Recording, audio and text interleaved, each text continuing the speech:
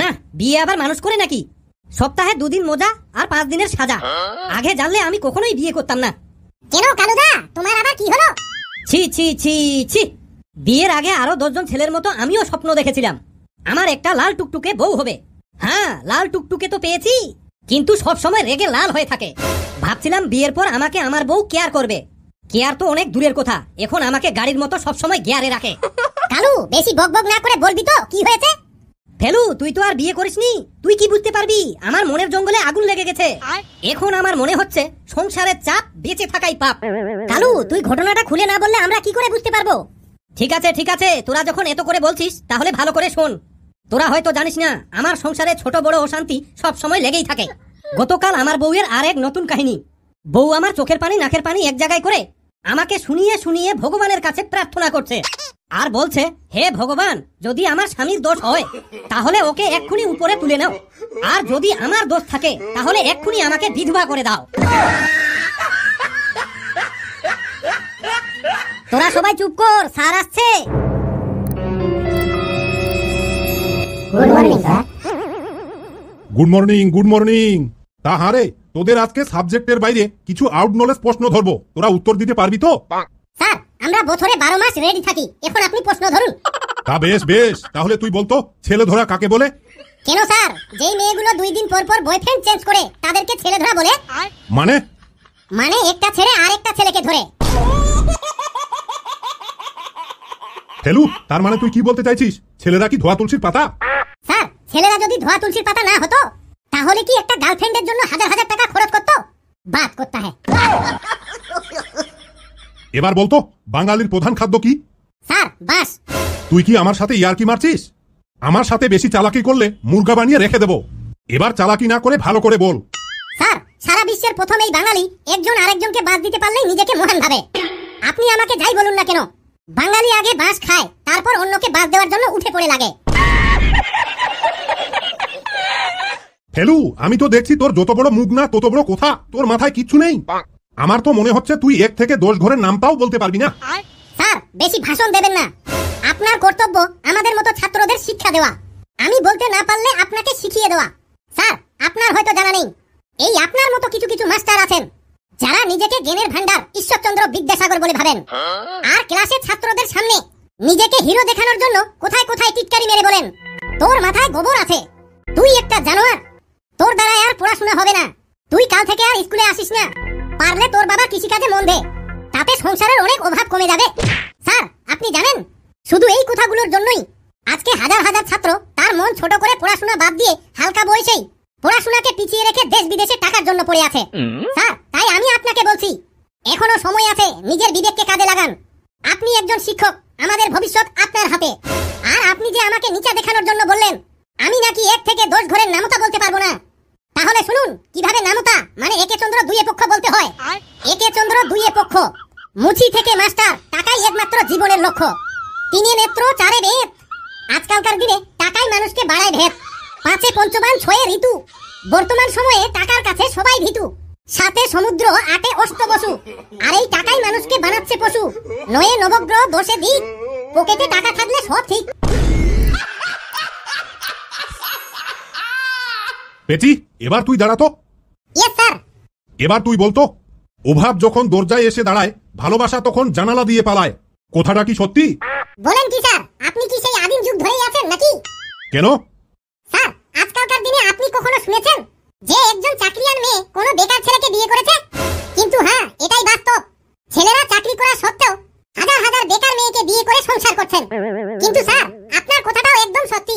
আমিও আগেই শুনেছি, লোকে বলে অভাব যখন দরজায় এসে দাঁড়ায়, ভালোবাসা তখন জানালা দিয়ে পালায়। স্যার, আমি এই কথা মাথায় রেখে একটা ঘর বানিয়েছি, কিন্তু কোনো জানালা রাখিনি। এবার আমিও দেখছি শালা আমার ভালোবাসা কোন দিক দিয়ে পালায়।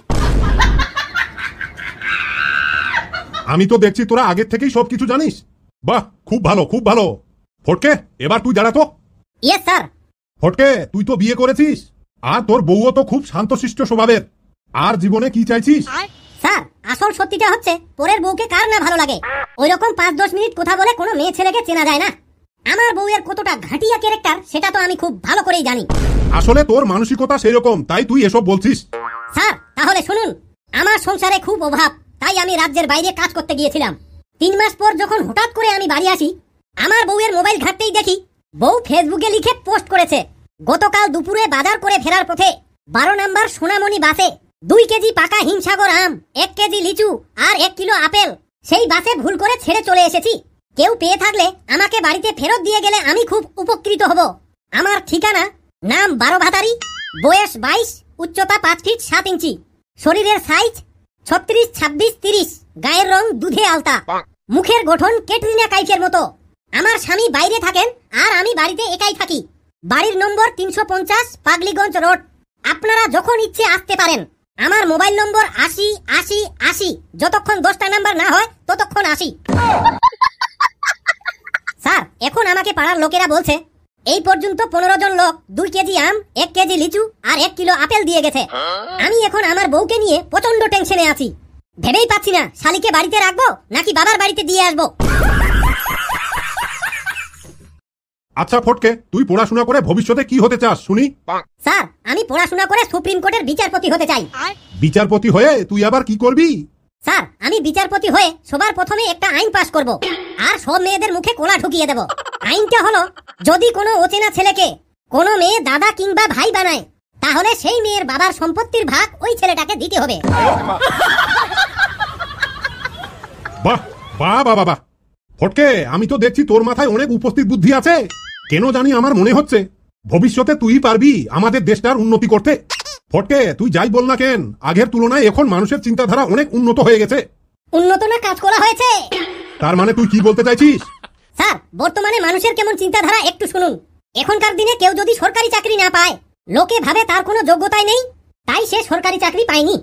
আবার কেউ চাকরি পেয়েছে শুনে সেই লোকেই জিজ্ঞেস করে তা কত টাকা ঘুষ দিতে হয়েছে। এদিকে মদ বিক্রেতাকে কেউ কোনোদিন জিজ্ঞেস করে না যে মদে জল মেশানো আছে নাকি। আবার সেই লোকে দুধ বিক্রেতাকে জিজ্ঞেস করে তুমি দুধে জল মেশাওনি তো।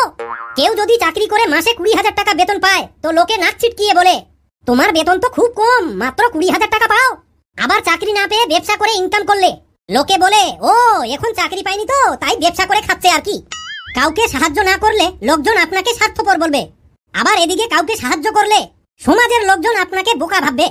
আপনি হিসেব করে খরচ করলে আপনাকে কৃপণ বলবে। বেশি খরচ করলেও আবার লোকে খোঁটা দিয়ে বলবে ওদের ফুটানি বেশি।